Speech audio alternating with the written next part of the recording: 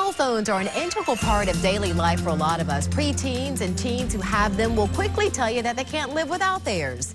Well, last year, teenagers spent on average more than 2.5 hours a day on their phones. Now, to put that into perspective, that's more time than they spend eating and almost a third of the time they spend sleeping. What's even more frightening is that a growing number of kids are abusing those phones in the form of sexting. So while it may be an uncomfortable conversation to have, talking about appropriate use of cell phones with your child is something that all parents should consider. Tampa Bay Parenting Magazine editor Angela Ardolino is here now with some advice to make it a little less awkward. Always good to see you, Angela. You too. Now, you say, first of all, for parents, once you've decided that your child is old enough and responsible to have a cell phone, you need to lay the ground rules right up front.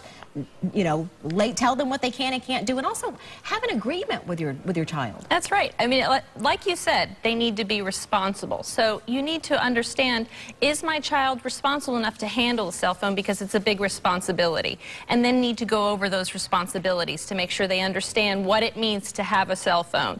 What do you text? What do you send pictures of? What do we use it for? Is it for emergencies? Kids are gonna use it for fun because a cell phone is fun. But if you don't talk about those important things beforehand, they won't know and they won't understand that it's a problem. So if you decide, I don't want you to send these types of texts, or I don't want you to send texts at all, then that's an agreement you come up with, you and your child, and say, this is the agreement, these are the stipulations for you having this phone, this is our agreement, you break the rules, these are the consequences. And then if those rules do get broken, you need to follow up with what you said would happen, or they won't believe you.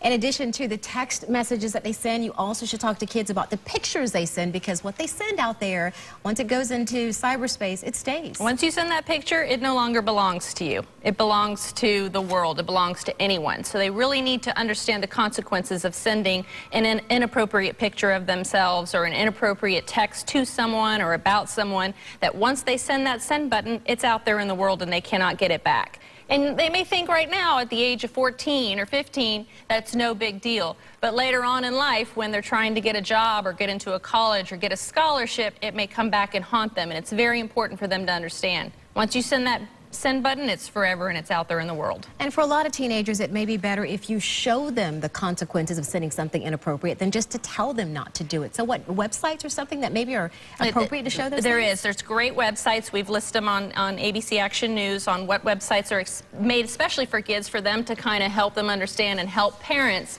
explain the consequences of doing these things. But it's really important nowadays to talk to them about it, because it seems like anybody who sends a picture or a video or whatever out there, a lot of celebrities, they get a lot of attention for it. So we need to understand that's not how it works, everyone, and it does not come out that way. So yes, there's a couple good websites out there for kids, especially to show them what the consequences are, why you don't want to do it, and why your reputation is so important. Absolutely. It's funny, when I grew up, I wanted to be the first lady, so you couldn't find a bad picture of me, nothing. I was like, I want to have the most perfect reputation, and it was so funny as a young child I thought that. And it's really important for kids to understand that what they do now could affect them later, and why it's important. You have to talk to them about it. Not comfortable, but you must talk to them about it. Something you think is funny now may not be so funny 10, 15 years from now. No, All right. exactly. Always good advice. Thanks, Angela. Thanks. And Angela will be back next week. We'll talk about giving advice to children when they're exposed to violence. And as always, if you missed any of Angela's points or you want to share the information with another parent, just go to abcactionnews.com. You can also find help with a variety of parenting issues on the Tampa Bay Parenting website, tvparenting.com. And while you're there, you can sign up for a subscription to Tampa Bay Parenting Magazine.